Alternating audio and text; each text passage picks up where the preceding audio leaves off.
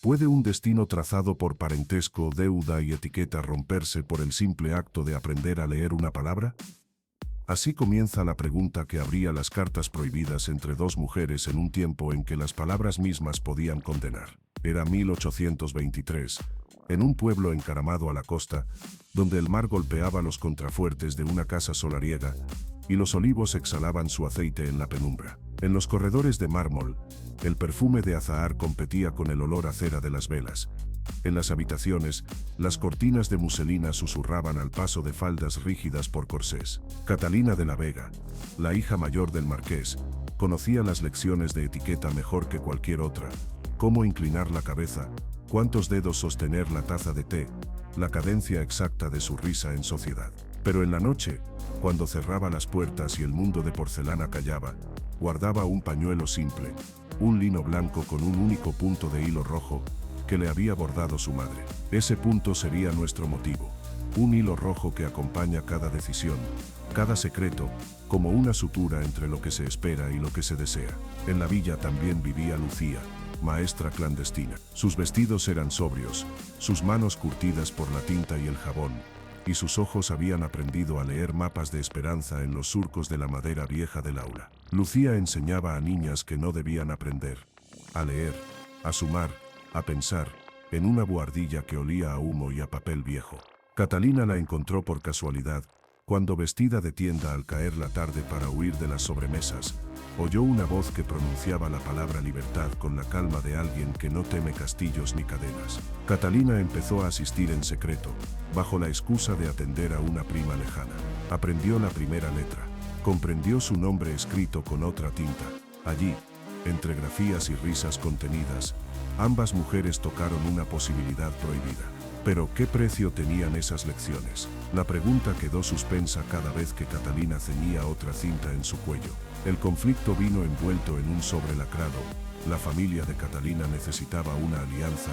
El marqués concertó su compromiso con don Andrés, hombre de linaje sano y vocación conservadora, cuya fortuna cerraría agujeros y susurraría seguridad. Catalina debía aceptar. El día que recibió la noticia, el pañuelo de hilo rojo se le deslizó de las manos y cayó entre los pliegues de un libro de devociones. Lucía, al ver el pañuelo, comprendió lo que significaba, no solo una promesa atada por el linaje, sino un inevitable distanciamiento entre dos mundos que se habían rozado. Pequeña revelación: don Andrés había denunciado, en el pasado, a un profesor que enseñaba ideas liberales.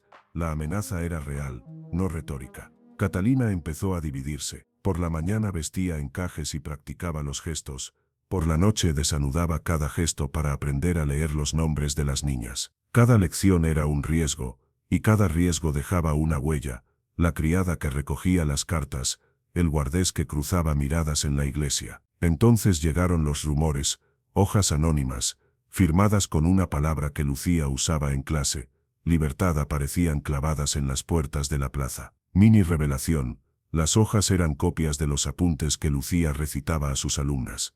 Alguien las había impreso y multiplicado. ¿Quién las distribuía? El peligro crecía como una marea. Una noche, cuando la lluvia golpeaba los postigos y la casa olía a pan recién horneado, Catalina encontró una carta en su tocador. No de su prometido, sino de Lucía. La carta no pedía renuncias, pedía coraje, un lugar en la escuela, su ayuda para salvar los libros que la guardia había quemado en otra villa. Catalina tuvo que decidir: traicionar su linaje y su seguridad por la llama de un aula clandestina. Microhook: ¿hasta dónde arriesgará una joven criada en marquetería de protocolo su apellido por una idea y por otra mujer? La decisión fue silenciosa, pero rotunda. Catalina empezó a entregar pequeñas sumas escondidas en libros.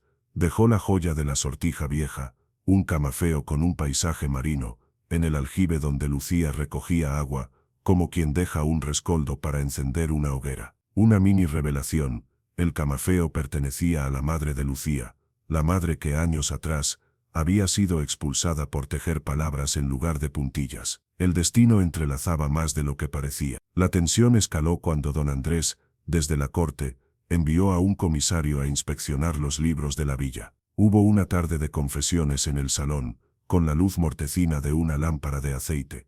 Catalina miró a su padre y por primera vez dijo: no puedo. Fue una ruptura sutil, pero pública. Su falta de conformidad se pagó con insultos en el mercado, con una invitación a callar. Lucía, al enterarse, pensó en huir, en llevar a las niñas a otra costa donde las leyes fueran menos afiladas. Catalina eligió quedarse. Hizo algo inesperado, y por ello inevitable. En la misa dominical, frente a todo el pueblo, dejó caer el pañuelo con el hilo rojo en el púlpito, como si depositara allí una confesión, una ofrenda. El pañuelo fue recogido por el sacristán y por el comisario. Giro decisivo. Catalina anunció que renunciaba al compromiso. No dijo por amor, dijo por convicción. El escándalo que siguió fue un latigazo. En los días que vinieron, las dos mujeres fueron acusadas, una de desorden en la casa de un noble, la otra de incitación a la rebelión intelectual. La corte del marqués quería cerrar filas. Don Andrés exigía reparación. Fue entonces cuando Catalina tomó la decisión que cambiaría todo. No huyó con Lucía, se quedó y aceptó la penalidad para que Lucía y las niñas pudieran escapar en una barca hacia un puerto donde los libros tardaban más en arder. Sacrificio. Catalina permitió que su apellido quedara manchado si con ello protegía la llama que había encendido. Microhook. ¿Qué nos pide el amor? ¿Protección o compañía? La respuesta no sería sencilla. La noche de la partida olía a sal y pólvora. Lucía, al partir, dejó su mano sobre el hilo rojo del pañuelo y dijo, «Prométeme que enseñarás». Catalina la miró, los ojos les ardían a las dos, y prometió. Promesa que sería al principio una espina, luego una raíz. Catalina aceptó la censura, pagó con la separación y sin título, abrió una modesta escuela bajo protección del pueblo. Al entrar en la vieja buhardilla que antes había sido teatro de su audacia,